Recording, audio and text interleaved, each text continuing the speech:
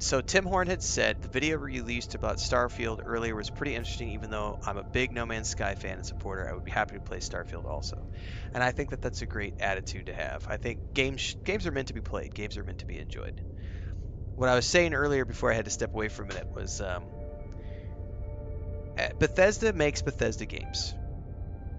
I knew going into it that I was going to get a Bethesda game in space. All of the material I followed, ever since the announcement of Starfield, years before the game was coming out, when they first announced it, I never understood it to be anything other than a Bethesda RPG set in space. It was going to have starships, it was going to have planets, but it was going to be a Bethesda RPG at its core.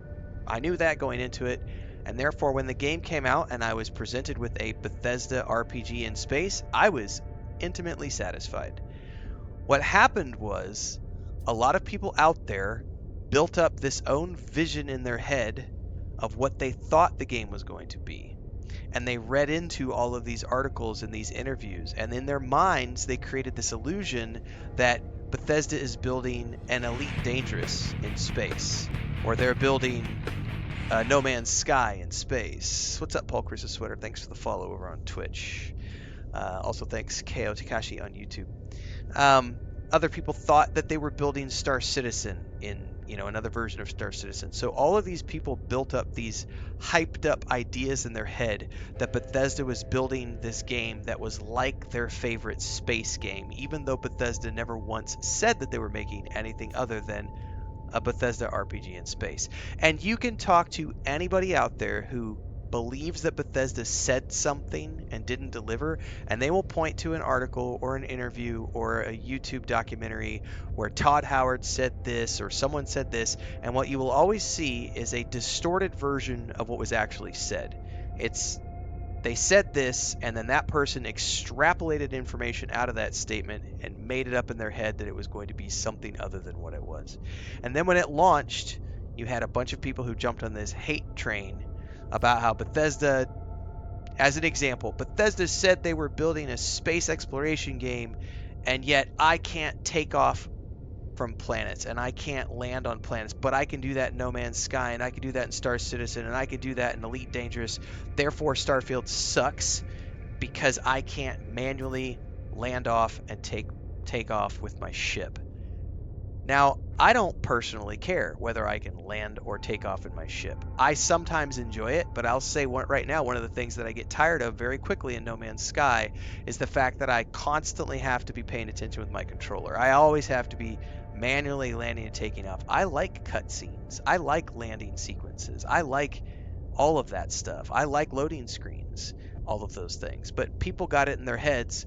And then what I've since seen through 2 playthroughs of Starfield is that a lot of players have absolutely refused to play Starfield.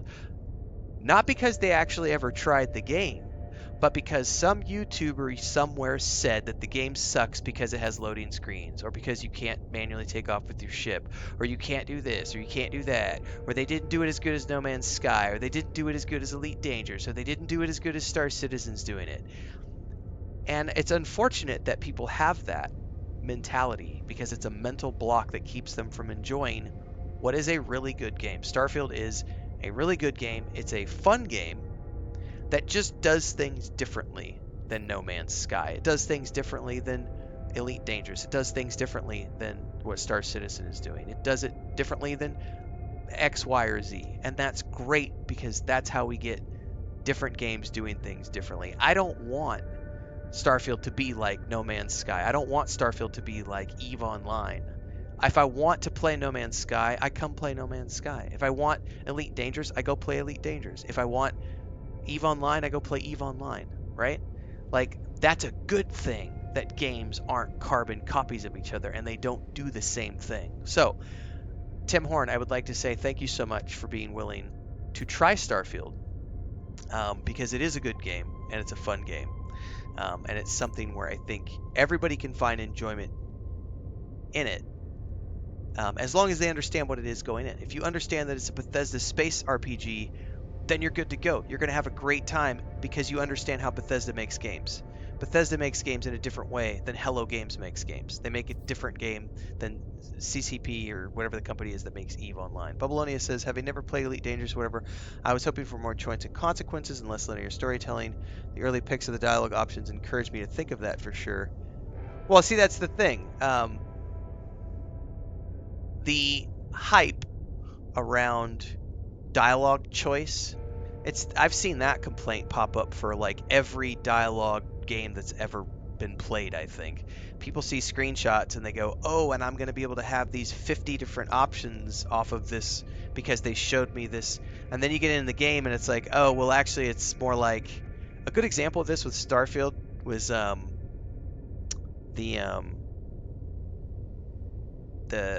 it's not the bribing, the negotiation. Is it the negotiation one?